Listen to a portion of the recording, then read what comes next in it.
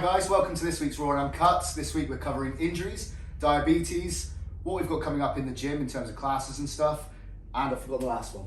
Brilliant.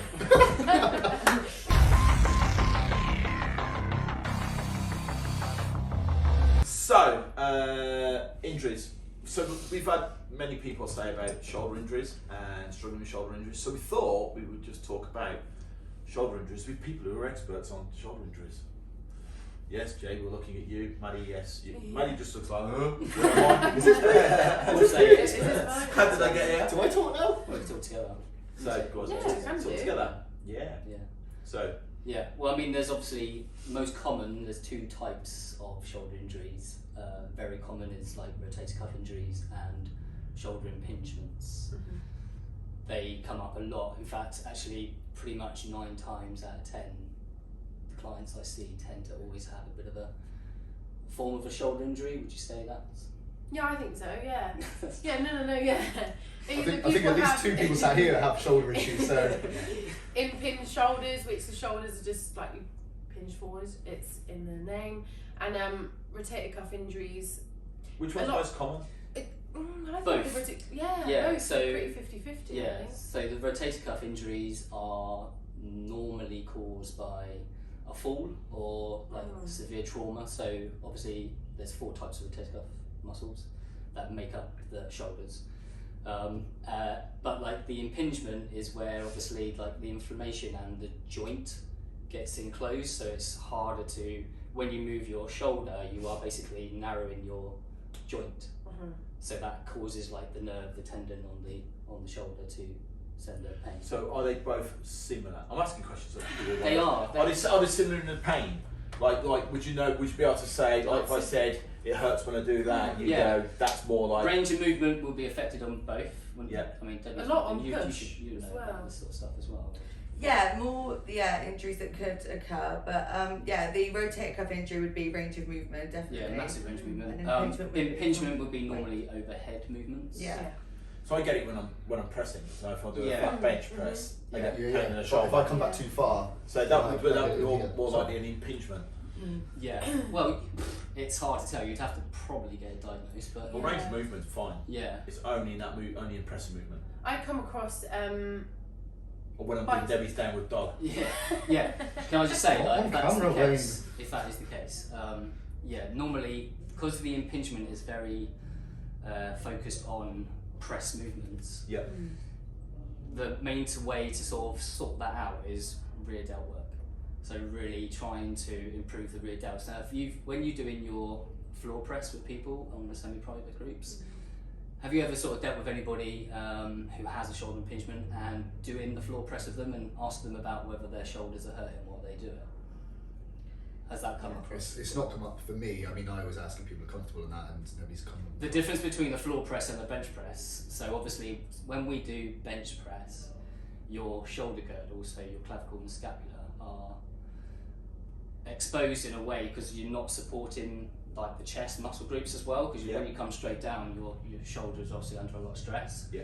But when you're in the floor press, the reason why I get people to do floor press is because the elbows make contact with the ground, so you should always make that elbow contact with the ground. So the press and the scapula is compressed, and it's supporting the shoulder as you drive up. So why do you want to compress the scapula? Why do you not want? Because the move, like on a bench, it would move, wouldn't it? It would open. Yeah, because the shoulder is quite complex. So if you're having shoulder impingement, this is because you're going to have to try and get that support. So this area here isn't working very well for you. So it's very much the front that's doing the lift is very overloaded. Yeah. A bit like a totally agree. anterior pelvic tilt with the hip flexors and so on. So obviously, exercise prescription would be stop pressing, do more rear delt. Stop what? Yeah, I know. Do what? Yeah. Do more rear delt. Brings back colour feed. Stop pressing! What? And do more rear delt exercises, yeah. So just sort of like imbalance it out a little bit to try and sort it. And it goes the same with the rotator cuff injuries. So what about working with a physio? Yeah, definitely. Yeah. Yeah. For exercise. I'm a massive fan of like, if you got like something that's irritating you, then go sort out that irritation. Impingement normally causes, we've talked about this as well, like the bicep tendonitis as well, Yes. so it causes that nerve down the biceps. So if you start feeling the effect down the arm, that's normally an impingement. Yes. So The Bice- diagnosis yeah. is obviously quite important to get that first, and then go from there. That's good stuff. Well, the bicep tendon will run through Yeah. the rotator Yeah. cuff, and Yeah. it's pushing because it's so tight. I find the best way to find out if you've got that I do with my clients is placing the 2 fingers at the top of the tendon, and if you get a sting, 3 fingers, 4 fingers, I don't know. If you get a sting, then quite a high, horrible pain, that is when you kind of know that you've got that impingement or the biceps inflamed. The way to test for impingement is like internal rotation, so that sort of movement. Okay. So Yeah, that will So that will once again things like upright rows on the massive dead against. I can't stand upright rows because you are literally causing an awkward movement for the shoulders to work. what about if you go narrow? Sorry, not narrow. You go wide. Wide. So I found going wide is better. Okay. Like that will cause me more grief. Why does that better? Why is Imagine that because better? you're opening up more, aren't you? You are externally rotating, so because when you're narrow, Yeah. you're causing that internal. Yeah. When you're wider, I probably overly wouldn't recommend it, but it's better because you are forcing a little bit more of an external rotation. So that's that whole rear delt area again that you're trying to. So I know I said earlier about like when I do Dewey's downward dog thing, but that's when in the morning I'm doing my stretching and it's part of it. So child's pose as well. When I come back into it like child's pose, and you've got to kind of be out like this. Yeah. If I do that, it's more comfortable. If I do that, Narrow, yeah. it's actually I get a real sharp pain up there. Yeah. Yeah. Do you know what I mean? And if I'm doing downward dog, which I'm much better at now, I can get my heels on the floor and everything now. Just only a couple of sessions of doing what you said, Deb. Brilliant.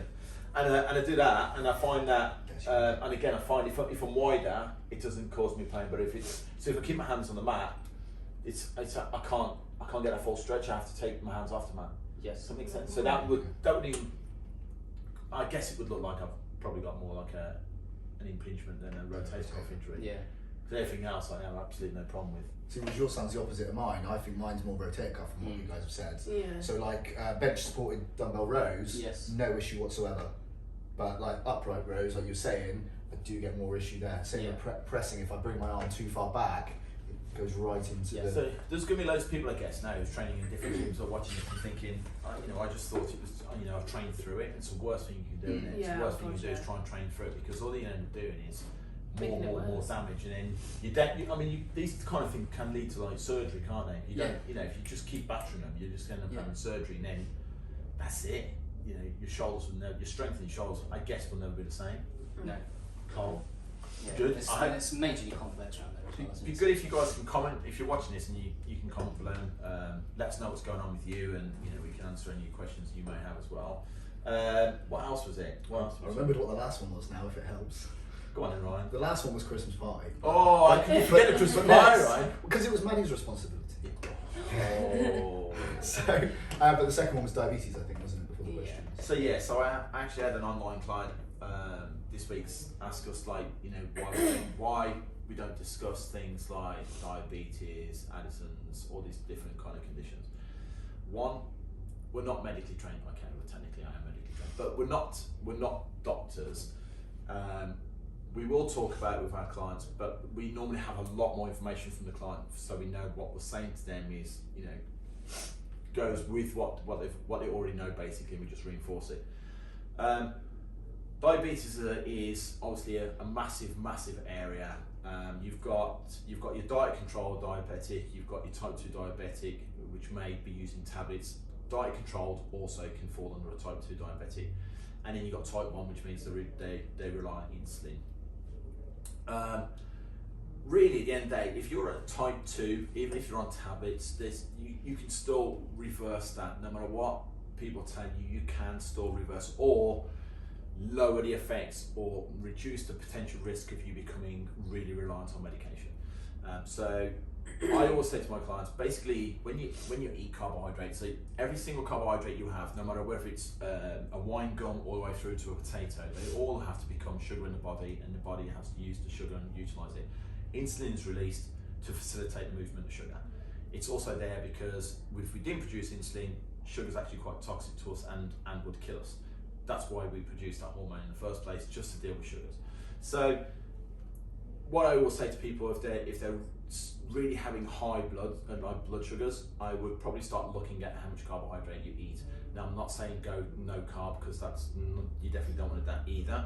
But basically, you know, if you're doing your BM in the morning, your finger prick test, and it's riding a bit high, just start looking at the amount of carbohydrates you eat. So if you're eating 150, 200 grams of carbs a day, which is quite easy when you think of how much sugars are in everything, just reduce it by 50 and then do your bloods, and then see like if it's coming down. And then that way you'll know what your tolerance is. You'll know that actually, do you know what, I'm absolutely fine if I have 150 grams of carbohydrates a day, no matter where they come from. But if I have 170, I'm going to ride high blood sugar.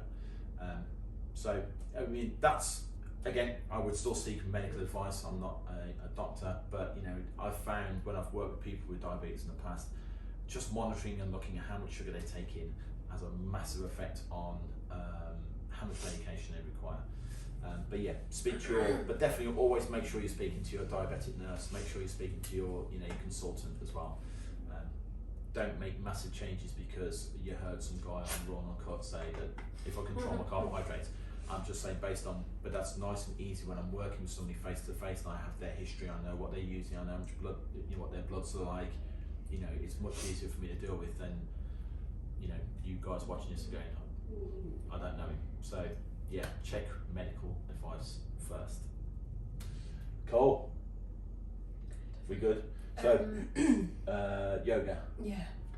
Yeah, so. She gets a little kind of talking about subject. So yoga's starting, beginning of November, and it's going to be every week at 7:30 to 8:30 p.m. on a Thursday. And it's going to be, you could do it pay as you go, you can come each time, or we're going to do packages so you could pay in advance for the whole month. And with that, you're going to get an hour every week, and we're going to go through a theme and go through a little bit of a journey throughout the whole course, and then you're going to get emails every week checking in to see how you're getting on. So these should help with not only your flexibility and physical side of things in sessions, but ways to cope with things outside of sessions. So if you've done any yoga before, we'll be definitely drawing on some of that. We're probably going into a bit more of the ancient texts. So and you know what, if you're a guy right now and you're going, like I always have been a bit like, what? Yoga, what? I actually started doing a little bit because my flexibility, I'm like, it's ridiculous. So I just started doing it, and I gotta be honest, I can't believe I'm saying this, but yeah, it's so much better already. I've only done about 5 sessions. It's been really, really, really good. Yeah. So yeah, and it's surprisingly how much strength you need. As well, like when you're doing it, you don't realise how much strength you're actually using. I'm thinking, like, I'm finished it. My wife actually said, "Oh, do you have to do your yoga first thing in the morning? Because I could just hit your pants and puff it." I'm like, "No, babe, I'm fit. I can do it." But she's like, "No, you're blowing it out your arse. Is what you're doing. I can hear you." Right, so yeah, but yeah, it's good. I recommend it. Last but not least, go on.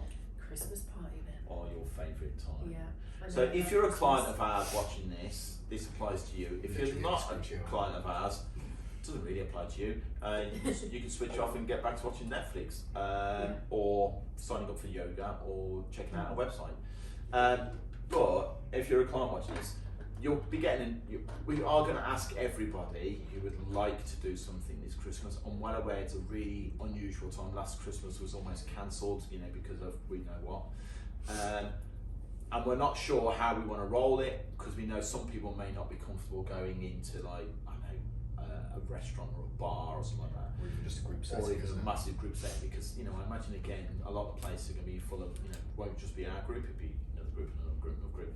So we've got a few ideas, but we've always reached out to you, so just expect that we're going to come and ask you about what you would like to do to celebrate Christmas with us. It'll be in this week's check-in forms. So it'll be the last question on the form. So I expect more check-ins this week, actually. Answering back.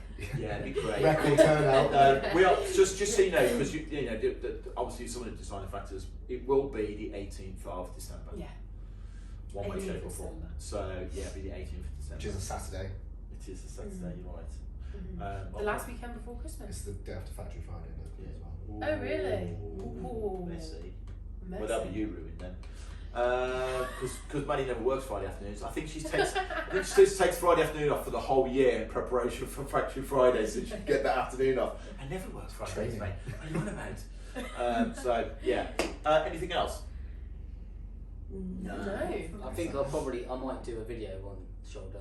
Oh, do you know what? That'd be awesome. Yeah. it'd be good. Oh, while we're on the subject, and you guys can come back to us as well, let us know what you think. I think some of the things that we produce, like especially the stuff you guys have been doing on videos and stuff like that, we definitely need to start adding them to the website and creating like a blog so we can go into a little bit more detail within the blog. So on Instagram you can see the video and get so much information, but if you really want to get into nitty gritty, maybe put it all out there as a blog as well, I think would be really useful, because then they've got that. It's quite hard to go back through Facebook and find that awesome video that you just did. You could search specifically on the website. Then Absolutely. So you just go to the website and then, you know, under injuries or under whatever, you just click that, it's all there. So I think that might be something we need to start doing, is loading up to. We used to, but then, you know, COVID just basically made us all forget what it was we used to do. And now we're remembering. We go, oh my god, we did that as well. That's brilliant. I think that's it, isn't it? Yeah. Good. Yeah. Good. Cool. Amazing.